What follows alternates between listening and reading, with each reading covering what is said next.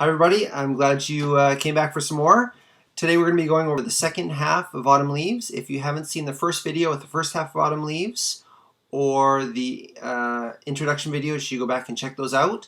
But today we're going to be looking at improvising on a solo over the second half of Autumn Leaves. We're going to be using the same 5 steps we used in the last video. The first step is to learn the major scale, so hopefully you've got that down. Second step, create some nice melodies and licks or lines or whatever you want to call them with that major scale. The third step was to adjust notes from the G major scale over chords that aren't in the key of G. Now it sounded like a bit of a mouthful when it came out now, but hopefully you get what I mean. We've looked at the B7 already. That's a chord that's not in the key of G.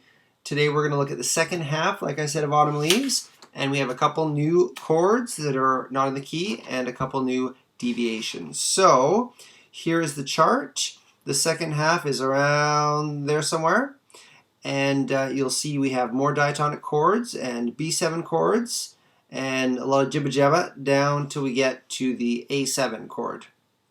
When we hit the A7 chord, underneath it says sharp 4. That means when you play the G major scale, you have to raise the 4th step up a half step, up 1 fret if you play guitar, to make the G major scale fit the A7. So I will show you how that works on my guitar. So G major scale, first step, second, third. Instead of the 4th step here over the A7, we're going to play this, the sharpened 4th, 5th, 6th, 7th. Now when I play the A7 chord, you can hear how that sharpened 4th matches. So it's pretty obvious that that is a sweet note to hit when you get to the A7 chord. So make that little change when you hit the A7. The last deviation of the tune is in the next bar. We have a D minor 7 and G7. Neither of those chords are in the key of G, so there's one deviation that works for both of them, and that is the flat 7. So back to my guitar.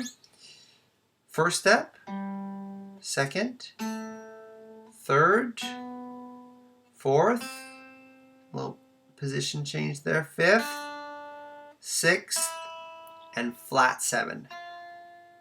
Those are the notes that you use over those 2 chords, the D minor 7 and G7 of the tune. So that is the 3rd step for this video. So pause your video now and practice those 2 deviations, and we'll see you back in a sec. Okay, good. So we're on to the 4th step, and that is to practice switching back and forth between the G major scale and the deviations. So I've got 2 little sound clips for you on the website for this section, and it'll be one with a G major 7 chord to an A7 chord, so you can practice the raised 4th deviation in the major scale. There's also a backing track with the G major 7 chord to the D minor 7 chord, and that's where you use the flat 7 deviation. That will be the same as for the G7. So get used to using that deviation over the backing tracks on the website. Maybe use a minute each on those 2 backing tracks, and we'll see you back here in a minute. Pause your video. Good. So we are now on to the 5th step already. 5th step? Yes, 5th step. And that is to use those notes over a backing track. I've got a backing track of the second half of Autumn Leaves, so you can go through and practice working on those. In context, I'll give little verbal hints when the chords in question are coming up. And then there's also a backing track for several choruses of Autumn Leaves in its entirety. So you can practice just blowing over the whole tune. So that's great. There is a little bonus step though. And the 6th bonus step is you can now or soon enough will be playing a nice solo over the entirety of Autumn Leaves. But we've only used 1 octave and 1 position of the guitar so far. So it would be nice to play in more places and more octaves than just this. So the next step is to go through these steps again, but in a different octave or position of the guitar. So far we worked down here in the 2nd position. You can also do the other octave in the same position. I made a mistake. I never make mistakes. There you go.